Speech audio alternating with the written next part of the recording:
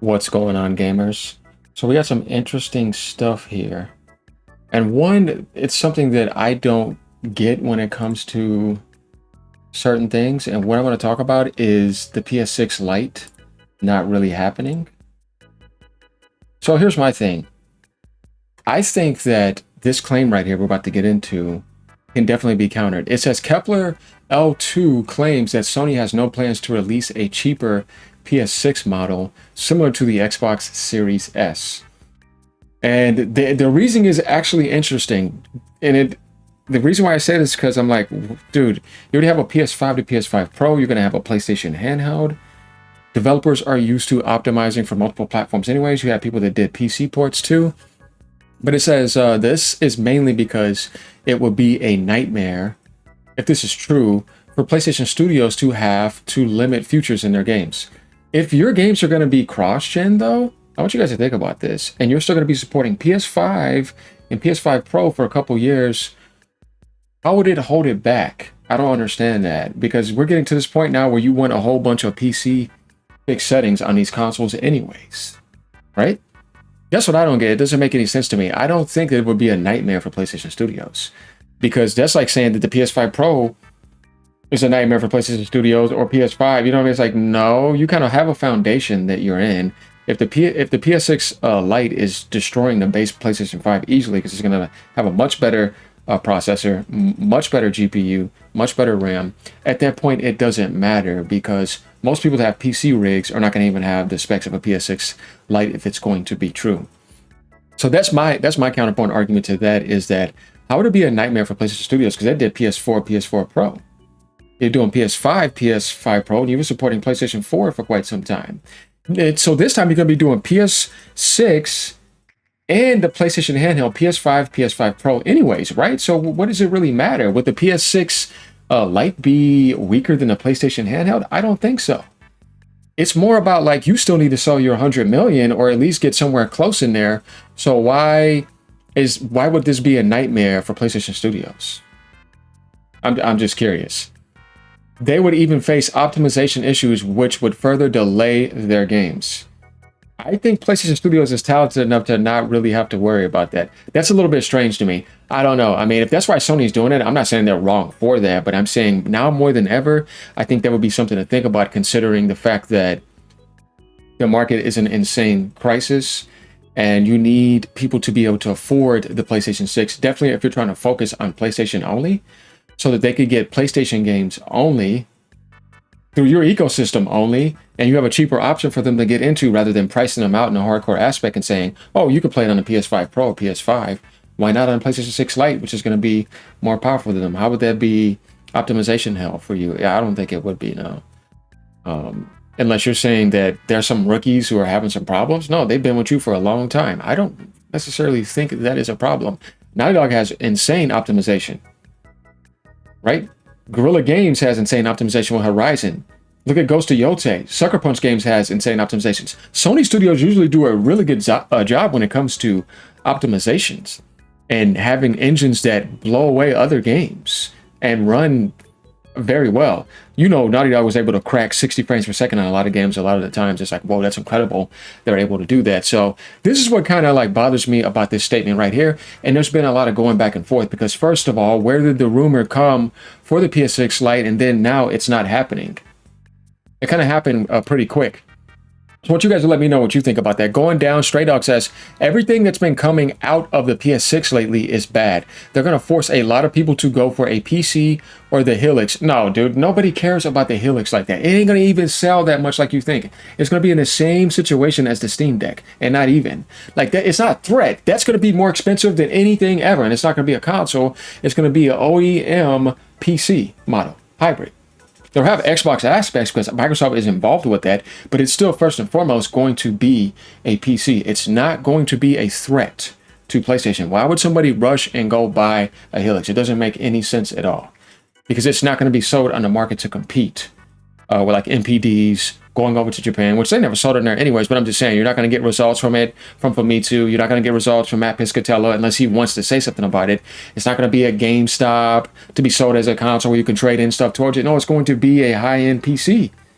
It's not going to be over in the UK on all those markets where Christopher Drink saying this is the weekly stats for the Helix. Like, it's not going to be like that. It's going to be limited stock, controlled through probably Microsoft's official website, maybe something like Best Buy, kind of like the ROG, you know what I mean? Just like Valve didn't put the Steam Deck, and the Steam machine's not going to be all over the place like that, where you could trade in something and get it cheaper. No, that's a PC. Only consoles were ever like that, and the Helix is not a straight-up console. It's a PC with console-like backwards compatibility features. So Sony's throne is about to fall. There you go again, imaginary stuff. It's like, no, dude, that's not going to happen.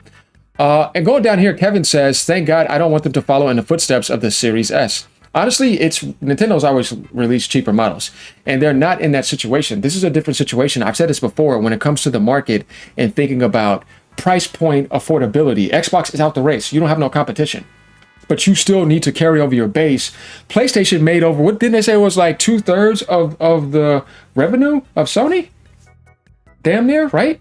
Like 60-something% of the whole company now. Sony Pictures, Sony Movies, Sony Insurance all over Japan, and other things used to have a bigger chunk. Sony Music.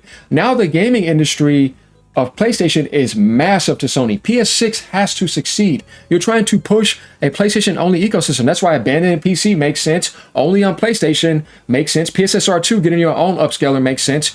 Developing with Mark Cerny and AMD and Jack your own frame generation with PSSR2 to be added into the future makes sense because you're trying to push that ecosystem like Nintendo is.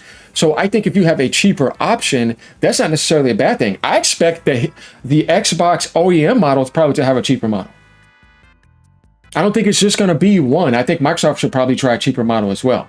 It's really about getting people in as much as possible. That's always been Sony's method in making cheap deals and cheap entry. You don't want to start off with the PS6 being only $700 plus only. How is the PlayStation going to be able to keep selling if you're going to be doing that? Unless you somehow find a way to get that thing there or a little bit underneath that for the launch. It'll be the most expensive console ever. The Helix is not a console, so it's not going to be the most expensive console. The most expensive console of all time right now is the PS5 Pro. It used to be the 2 terabyte Galaxy Xbox in the Series X, but now the PS5 Pro is that. So I think by the time that comes out, that thing needs to be either off the market or down to $600 or something. And that just says a lot about the PS6 price point. So if Sony has two models, it's going to work for them because they have a thriving ecosystem. It'll sell like hotcakes. People would have bought the hell out of the digital $399 if that would have been there forever. You see what I'm saying? That was an insane deal. I don't think it's bad if Sony has a cheaper stripped down option. I want you guys to let me know what you think about that. He says, but they will release a portable version and develop games for both. That's what I'm saying. You're still gonna have optimization for cross-gen games on PS5, PS5 Pro, PS6, and the handheld, regardless. So the nightmare you would be saying it was gonna be for that regardless, unless you just plan on streaming that straight up, right? So that's just something to think about because like it's already there. They had their struggle with certain ports to PC. But that ends up getting fixed. I don't think that should ever be a problem for a true developer. I'm talking about optimization. Very good news. That would imply that the PlayStation 6 Portable wouldn't be compatible with the new games and that it would have its own games like PSP Vita. No. So it wouldn't be called PS6 Portable, of course. PlayStation 5 Portable. Is BS not to release a version that's just like the Series S? One, if they're going to put out the PS Pro later, well, you're just going to have a more hardcore aspect. Maybe they may. I don't know. You know what I mean? I can't say I'm mad at them if they don't do that because I'm going for the most powerful model. You know what I mean? But I think having an option from a console-like perspective wasn't a bad idea because most console gamers are thinking $400, $500. They don't think in the $800, $900 range. That's not really the console mentality historically. 90-something% of the time. Historically. This generation was the most expensive launch of all time. But before that, that was never the case. Definitely Nintendo. They've never went, you know what I mean? The most, they look at the Switch 2, $450. You see what I mean? So we're just going to have to wait and see what Sony's going to do. But I don't know how you're going to be in the industry that long and have some of the best developers and you're going to tell them that it's going to be a problem. They're going to be optimizing for another console model. Man, come on, man. No, they're going to be fine. So that's why you see these portable comments. Like, I thought Sony's portable was going to be their equivalent to a Series S for their next generation. I'm starting to wonder if they'll actually release true next-gen games for it. Because if not, it's going to end up being a machine for playing PS5 stuff in portable mode. If your games are only exclusive, which PC didn't help significantly anyways, unless it's something like Helldivers, which is a live service game, you need your games to sell if they're going to be next gen. You better be selling a lot of consoles then, or you have to keep it cross-gen so that your games can sell and you can get back how much it costs to make games. Does that make sense? I want you guys to tell me about that. Leave a comment down below. Like, comment, subscribe as usual. This is my take on this right here, because it's like, okay, if not, then yeah, Sony's just going straight powerhouse. But then if you're having a portable, I don't know. You're going to have to focus on that, because that is an official PlayStation device. Later, y'all. Keep gaming.